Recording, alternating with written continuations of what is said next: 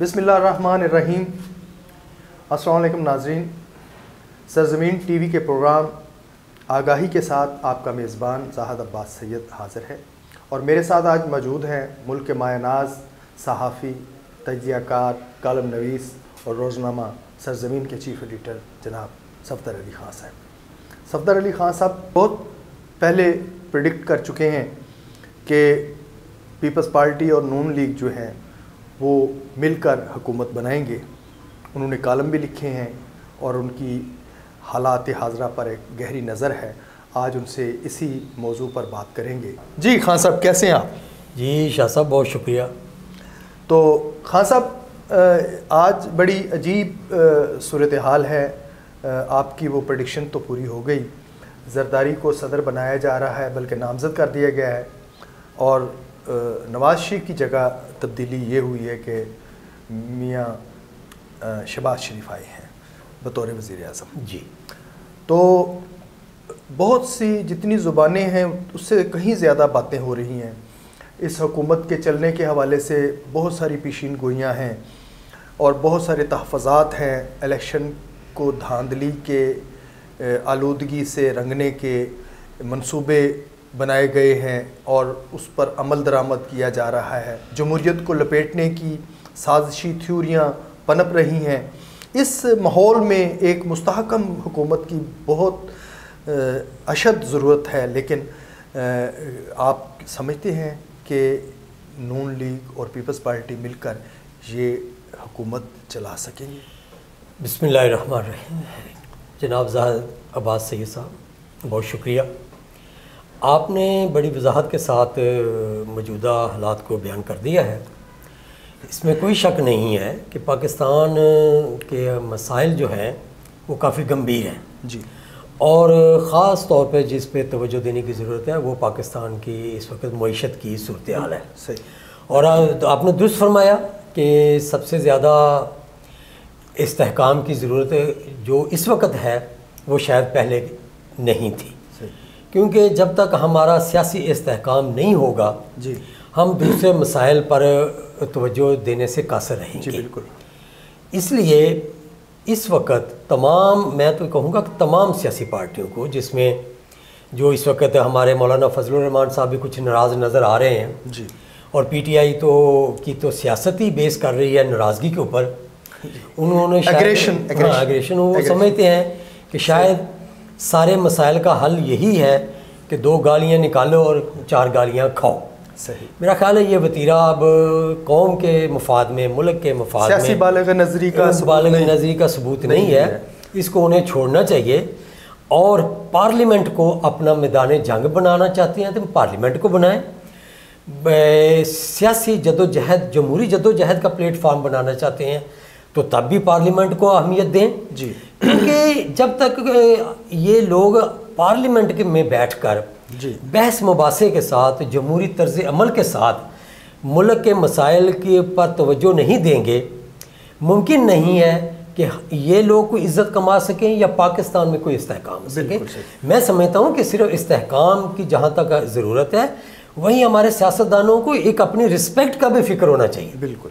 इस वक्त शाह साहब आप देख रहे हैं जी जी कि आम जो शख्स है पाकिस्तान के, एक आम शहरी जो है, उसकी नज़र में हमारे जो सियासतदान हैं इनकी इज़्ज़त बहुत कम हो चुकी है। बिल्कुल। और उसका लेवल शायद माइनस में जा रहा है। सही। तो जब इन लोगों को जब ये इस तरह की गुफ्तगू करते हैं जी, कि जिस गुफ्तगू का ज़ातियात से तल्लुक़ होता है, लोगों के मसाइल के साथ तल्लुक़ नहीं होता। बिजली के बिल हैं, गैस के बिल हैं, पेट्रोलियम मसनूआत हैं, इन सब चीज़ों को आप देखें कि ये कहाँ पहुँच गई हैं। जी सफदर अली ख़ान साहब, आपने बहुत उम्दा तरीके से वजाहत की है कि ये इस्तेहकाम ज़रूरी है पाकिस्तान की मईशत के लिए। तो इस दौरान आप समझते हैं, मैं भी समझ रहा हूँ और पाकिस्तान के अवाम को भी ये बखूबी इल्म है कि मौजूदा इलेक्शन को मुतनाज़ा करार देने के लिए गैर मुल्की ताकतें भी एड़ी चोटी का ज़ोर लगा रही हैं। आज भी अमेरिका ने पुरज़ोर तरीके से मुतालबा किया है, जो उसे ज़ेब नहीं देता کہ پاکستان میں مبینہ دھاندلی ہوئی ہے اور اس کی تحقیقات شفاف طریقے سے کرائی جائے۔ اس حوالے سے ان عناصر کو بھی تقویت ملتی ہے جو شرپسندی اور افراتفری کا بیانیہ لے کر میدان میں اترے ہیں، اور مقصد ان کا آپ کے سامنے ہے کہ وہ چاہتے ہیں کہ پاکستان کے یہ الیکشن کالعدم ہو جائیں۔ اگرچہ ایک ریٹ جو سپریم کورٹ نے خارج کر دی ہے اور اسے 5 لاکھ جرمانہ ہوا ہے، لیکن اس کے باوجود ابھی تک یہ کوشش ہے پس پردہ کہ یہ الیکشن کالعدم ہو جائیں اور جمہوریت کی بساط لپیٹ دی جائے۔ آپ کیا سمجھتے ہیں کہ پاکستان کے یہ جو حالات ہیں موجودہ اور قرضوں کا جو بوجھ ہے، اس تناظر میں اب کوئی نئی حکومت ٹیکنوکریٹ یا کوئی اس طرح کا کوئی ایڈونچر ہو سکتا ہے؟ نہیں، میں سمجھتا ہوں کہ پاکستان کی ایک خوش قسمتی ہے، اور اسی کو اگر دیکھیں تو وہ بدقسمتی بھی پاکستان کی بنی ہوئی ہے، جو پاکستان کی ایک اہمیت ہے، اس کی اسٹریٹجک جو لوکیشن ہے، جی جی، اور اس کے دائیں بائیں جو لوگ رہتے ہیں، جی جی، اس لیے کبھی بھی پاکستان کو دنیا اپنے معاملات سے علیحدہ نہیں کر سکی۔ جی، آپ دیکھتے ہیں کہ 47 سے لے کے آج کے دن تک جی، پاکستان ہمیشہ عالمی خبروں کا محور رہا ہے۔ جی بالکل صحیح۔ تو اس صورتحال میں ظاہر ہے جو آپ کی جب حیثیت ہوتی ہے تو آپ کے دشمن بھی ہوتے ہیں، صحیح، دوست تو دوست دشمن ہوتے ہیں، بالکل۔ تو اس لیے پاکستان کا ایک تو ازلی دشمن بھارت ہے، جس کی وجہ سے پاکستان کو 3-4 دفعہ جنگیں بھی کرنی پڑی، بالکل، اور اس کی میڈیا وار جو ہے وہ بڑی خطرناک ہے، وہ بہت سٹرونگ ہے۔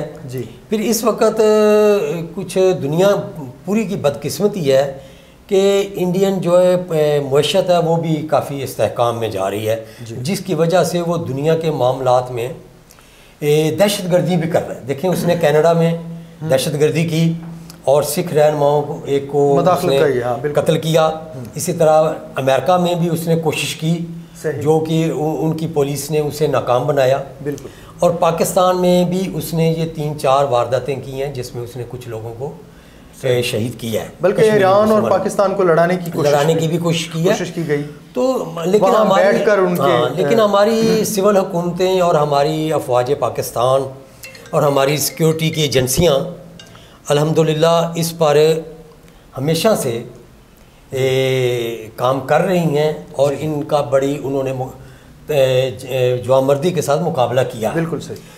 تو یہ وارداتیں قوموں کے ساتھ ہوتی رہتی ہیں، اس پہ تو کوئی فکر کرنے والی ضرورت نہیں ہے۔ انشاءاللہ یہ ہمارے جو افواج پاکستان ہیں اور انٹیلیجنس ادارے ہیں وہ ان کا توڑ کر سکتے ہیں جو یہ سازشیں ہوتی ہیں۔ آپ سمجھتے ہیں کہ یہ پاکستان میں الیکشن، میں وہی بات کر رہا تھا کہ جو الیکشن ہے ان کو متنازع بنانے کی جو کوشش ہے وہ ناکام ہوگی، وہ یقیناً ناکام ہوگی، اور پاکستان میں یہ نہیں، اس سے مراد یہ نہ لیں آپ کہ الیکشن جو ہے جو بڑے فیئر ہوئے ہیں، وہ مسئلے مسائل ہوتے ہیں، یہ ہوتے ہیں، اور لیکن ان کو اس حد تک لے جانا کہ ان کو ایک قرار ہی دے دینا بالکل پوری سرگرمی کرپشن ایکٹیویٹیز کو ڈینائی کر دینا، یہ نہیں ہے۔